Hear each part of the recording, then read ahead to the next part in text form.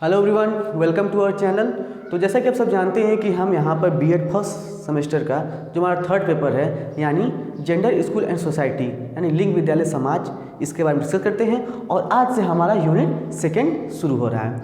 Unit second के हमारा पहला टॉपिक हम पढ़ेंगे कि लैंगिक भूमिकाओं का उद्भव यानी इमरजेंस ऑफ जेंडर रोल। ठीक, यूनिट फर्स्ट को पढ़ा दिया गया है और प्लेलिस्ट बना दी गई है प्रॉपर। अगर आपने नहीं देखा है तो आप जाकर देख लीजिएगा। ठीक, यूनिट सेकेंड का हमारा जो है पहला पॉइंट है कि लैंगिक भूमिकाओं का उद्भव यानी इमरजेंस ऑफ जेंडर रोल, इनके बारे में पढ़ेंगे। और एक पढ़ेंगे कि एजेंसी जो एजेंसी है इन जेंडर रोल को किस प्रकार से इफेक्ट करती है। एजेंसी कौन कौन सी है, पिछले वीडियो में हमने पढ़ा था कि सामाजिकरण की कौन सी एजेंसियां हैं। एजेंसी का मतलब संस्थाएं क्या है, परिवार है हमारा, समुदाय हो गया, स्कूल हो गया। और इसमें एक मुख्य भूमिका इसमें आएगा जेंडर रोल का मास मीडिया का। जैसा कि मैंने आपको बताया था कि सिलेबस में डिस्कशन वीडियो में कि ये सब्जेक्ट क्या है, बहुत ही डिबेटेबल है, यानी कि ये बहुत ही क्रिटिकल है। थोड़ा सा आपके विचार में मेरे विचार में अंतर हो सकते हैं।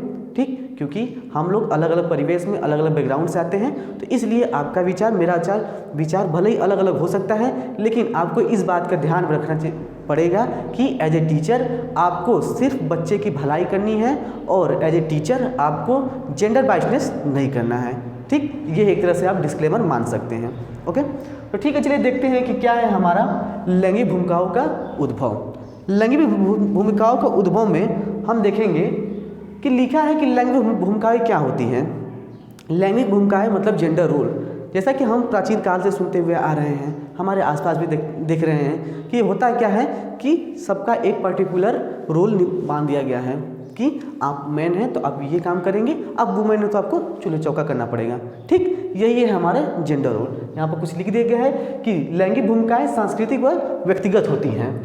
ये निर्धारित करती हैं कि पुरुष और महिलाएं को समाज के संदर्भ में कैसे सोचना है, ठीक, कैसे बोलना है, कैसे पहनना है और कैसे बातचीत करना है। ये है लैंगिक हमारे रोल हैं, भूमिका है। ठीक है, यानी जेंडर रोल है।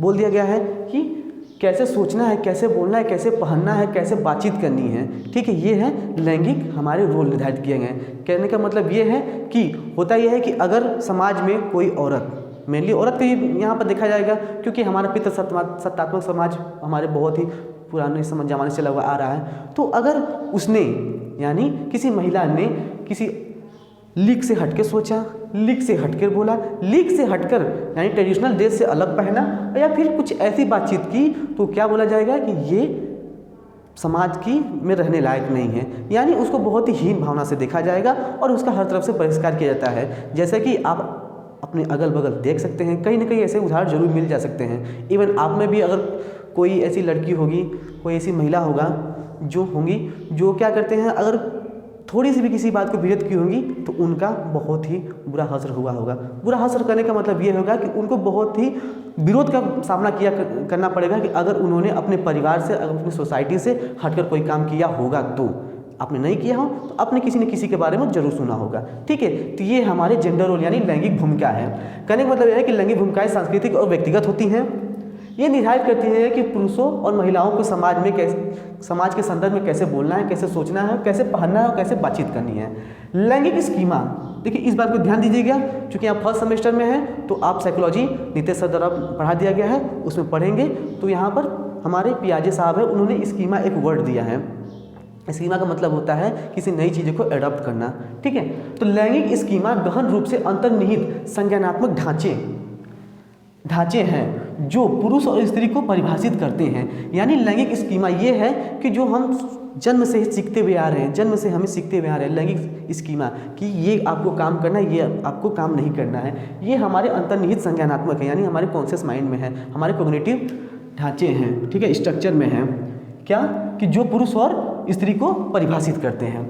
विभिन्न सामाजिकरण एजेंट जैसे माता पिता को फैमिली कर सकते हैं, शिक्षक मतलब स्कूल, और सहकर्मी यानी सोसाइटी मान सकते हैं या कम्युनिटी मान सकते हैं, टीवी यानी मास मीडिया, किताबें और धर्म जीवन भर लिंग भूमिका यानी जेंडर रोल को सिखाते व सुदृढ़ करते हैं। यानी हमारे माता पिता हैं, स्कूल में भी जाएंगे, इवन परिवार में होता है कि ये लड़की ये लड़का, स्कूल में जाएंगे ये लड़की ये लड़का, सहपाठी जो हमारे रहते हैं, सहकर्मी कलीग जो होते हैं, उन्होंने भी अरे लड़की है, अरे लड़की ये क्या काम करेगी, ये हम ही लोग करते हैं। ठीक है, ये जो इस प्रकार की मानसिकता, इस प्रकार की सोच है, यही हमारे जेंडर रोल को दर्शाता है और यही हमारा उदय हो गया है।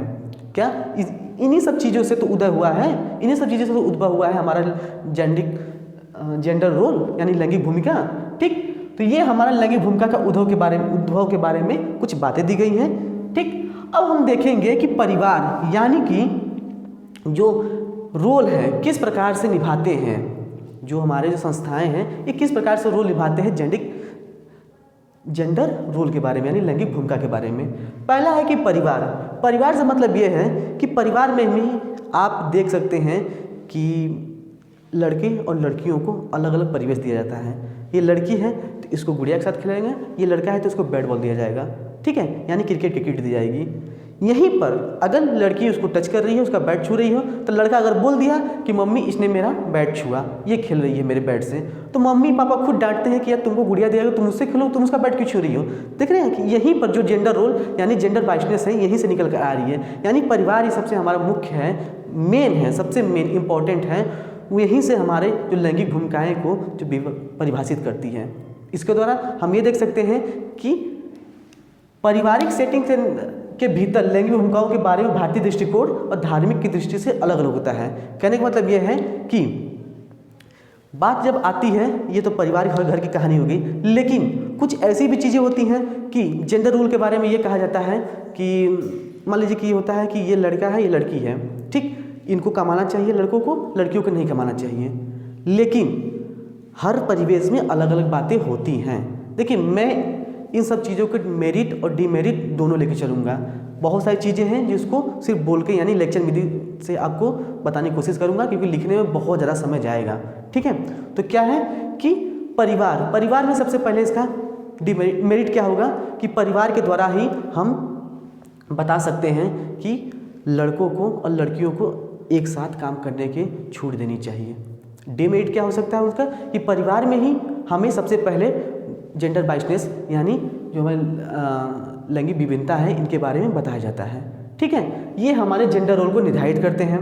और देखो यहाँ लिखा गया है कि पारिवारिक सेटिंग के भीतर लैंगिक भूमिकाओं के बारे में भारतीय दृष्टिकोण धार्मिक समूह में व्यापक रूप से भिन्न होते हैं। इसका मतलब क्या है, कहने का मतलब ये होता है कि जैसे मैंने बताया कि होता यह है कि एक सर्वे निकाला गया कि पूछा यह गया कि आप क्या चाहते हैं।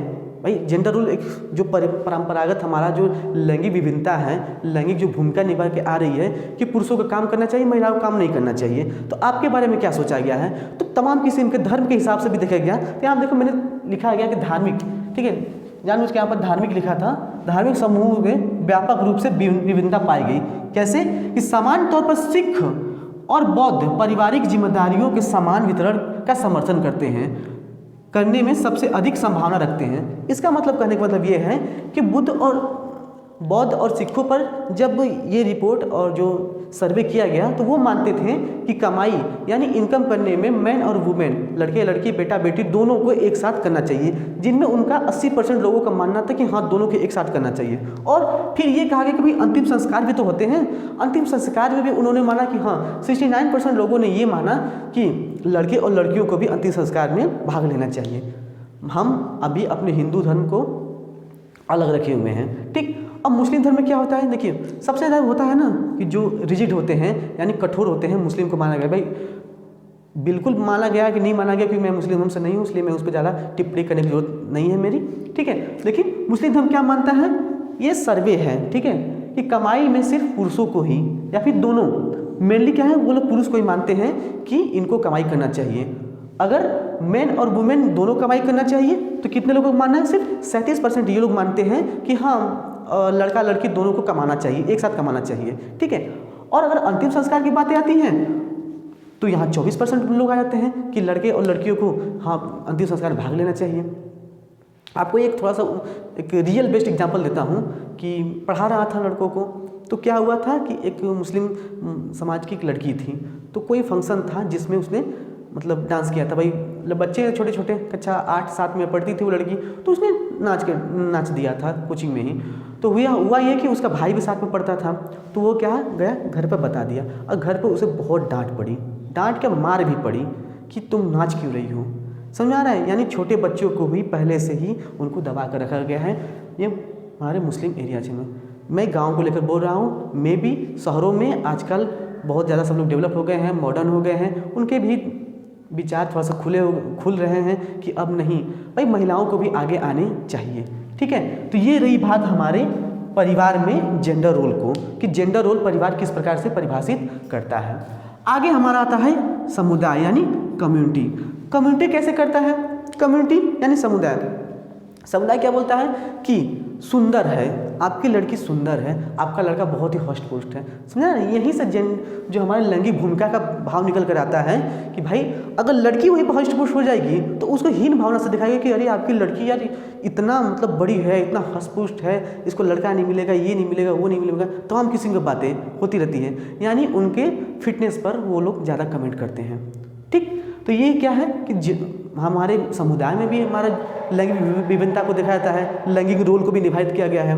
और अगर लड़का है, लड़का को क्या माना जाता है कि मेरे लिए मजबूत होंगे, भाई जरूरी है कि वो अच्छा खासा दिखता है तो मजबूत ही होगा, मे भी वो कमज़ोर होगा, लेकिन ऐसा माना जाता है कि लड़की है खूबसूरत है, लड़का क्या मजबूत होते हैं। तो यहीं से हमारे समुदाय के भी निकल कर आते हैं कि किस प्रकार से जेंडर रोल को निर्धारित करते हैं। और कुछ और आगे बढ़ें तो किस प्रकार से देखिए हमारे जो लैंगिक विभिन्नता है या फिर लैंगिक जो भूमिका है किस प्रकार से आगे बढ़ते हैं। आज से नहीं, बहुत पहले से ही, जब अब मान सकते हैं फ्रांसीसी क्रांति जो हमारा औद्योगिकरण जब हुआ था, उसमें क्या है उसी के समय से मानते हैं कि उसके बाद से लोग जो हमारा समाज था, संसार था, वो मॉडर्न युग में प्रवेश कर लिया था। लेकिन उस समय भी यानी वो लोग हमारे राजतंत्र से ऊपर डेमोक्रेसी यानी लोकतंत्र में जाने की कोशिश में भी वो महिलाओं को पीछे ही रखते थे। कि कोई एक नेता था, उनका मुझे नाम नहीं याद रहा है, उन्होंने कहा था कि भाई महिलाओं को उनको घर का काम करना चाहिए, कोई ज़रूरत नहीं है, हम लोकतंत्र देख लेंगे। ज़रूरी है कि ऐसा कि आपको ही ठेका दिया गया है, कहीं लिखा गया है कि नहीं पुरुष ही ये काम करेंगे, ऐसा तो बिल्कुल नहीं लिखा गया है। ठीक, तो हुआ क्या कि महिलाओं ने भी, कुछ विदुषी महिलाएं थे, उन्होंने थोड़ा सा बढ़ चढ़ कर भाग लिया, आगे बढ़ने की कोशिश की, उन्होंने अपना संगठन बनाया और उसमें बिल्कुल वो सफल भी हुई और उन्होंने महत्वपूर्ण भूमिका भी निभाया। जब राजा को ये लगा कि नहीं अब तक तो सिर्फ पुरुष थे ही, मजदूर थे ही, मजदूर में सिर्फ मतलब आदमी लोग ही थे, लेकिन अब महिलाएं भी आगे बढ़ रही हैं, तो उनको मजबूरी में अपना सत्ता राजस्थान को छोड़ना पड़ा और बाद में डेमोक्रेसी आई। तो देख रहे हैं ये कम्युनिटी की रोल है हमारे लैंगिक भूमिका के लेकर। और लैंगिक भूमिका में और आगे बढ़ेंगे तो देखेंगे कि पहले क्या था कि कोई अगर महिला किसी पद पर आसीन हो गई, किसी पॉलिटिकल पद पर, मान लीजिए कि पुराने ज़माने में भी देखेंगे तो रजिया सुल्तान थी, उन्होंने जब दिल्ली सल्तनत की गद्दी पर संभाला तो उनका कितना ज़्यादा विरोध हुआ।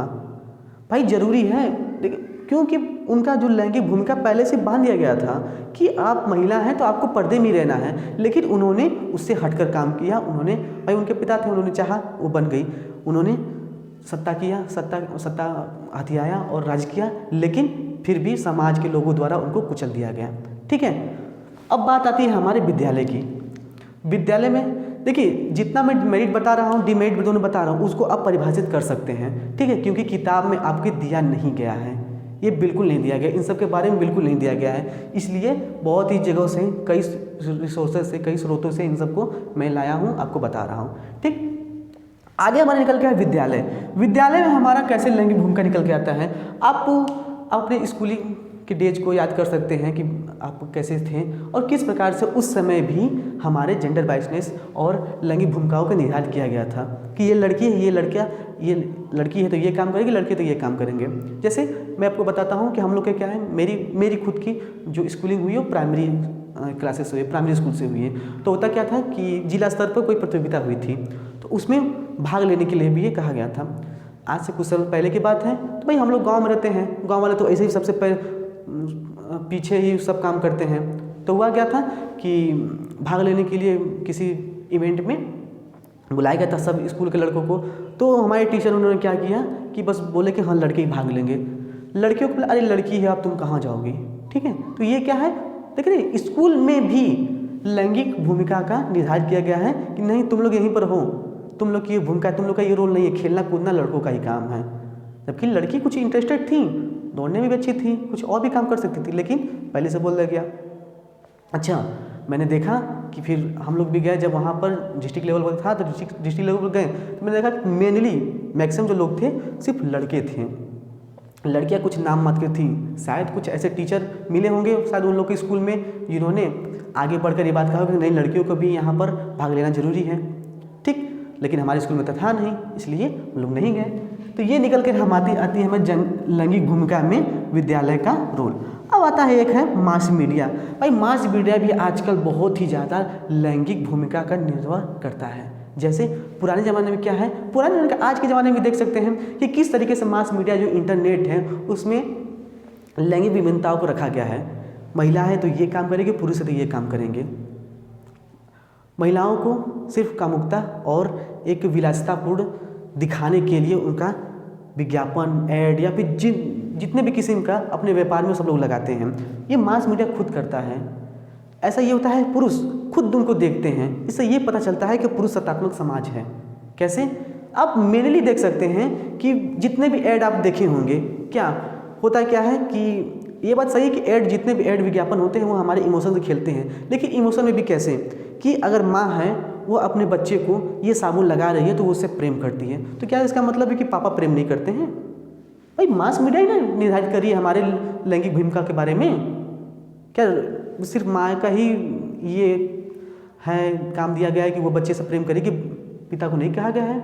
लेकिन अब धीरे धीरे डेवलप हो रहा है। जैसे अभी हाल में ही अभी जस्ट कुछ दिन पहले शुरू किया गया कोई ऐड है, मुझे याद नहीं, कोई शायद तेल का ऐड है, ठीक है। उसमें क्या है कि पुरुष को दिखाया गया है खाना बनाते हुए, जिसमें विभिन्न पोस्ट पर कई सारे पुरुष हैं जो कि फ़ोन करके मतलब ऐसे पूछते हैं, एक दूसरे से ही पूछते हैं, आदमी से पूछते हैं कि ये कैसे चीज़ बनता है, ठीक है। तो ये क्या है कि ये हमारे लैंगिक भूमिका को तोड़ता है, लैंगिक भूमिका को जो पहले से ही निर्धारित किए गए जो रूढ़िवादी जो बात है इनको तोड़ रहा है, ठीक। तो ये है हमारा मास मीडिया का कथन हमारे लैंगिक भूमिका के बारे में। उम्मीद है कि आपको ये बात समझ में आई होगी। अगले यूनिट के पार्ट बी में हम पढ़ेंगे कि जेंडर इनइक्वालिटी इन सोसाइटी, यानी कि समाज में लैंगिक असमानता किस प्रकार है, कारण उसके क्या है और समाधान है क्या है, लैंगिक समानता और निष्पक्षता की अवधारणा क्या है, लिंगीय समानता का प्रभाव और महिला सशक्तिकरण। ये हमारा यूनिट सेकेंड का पार्ट ए था। अगले वीडियो में हम पढ़ेंगे यूनिट सेकेंड का पार्ट बी। हो सके तो शायद 2 वीडियो में जाए या हो सके तो मैं उसको एक वीडियो में कंबाइन करने की कोशिश करूंगा। वीडियो लाने में थोड़ी सी देरी हो रही है, लेकिन मैं जस्ट आपको बताया है कि व्यस्तता थोड़ी ज़्यादा है, लेकिन हम आपको एग्जाम से पहले कवर करा देंगे, ठीक है। उम्मीद है आपको वीडियो पसंद आया होगा। मिलते हैं नेक्स्ट वीडियो में, तब तक के लिए थैंक यू।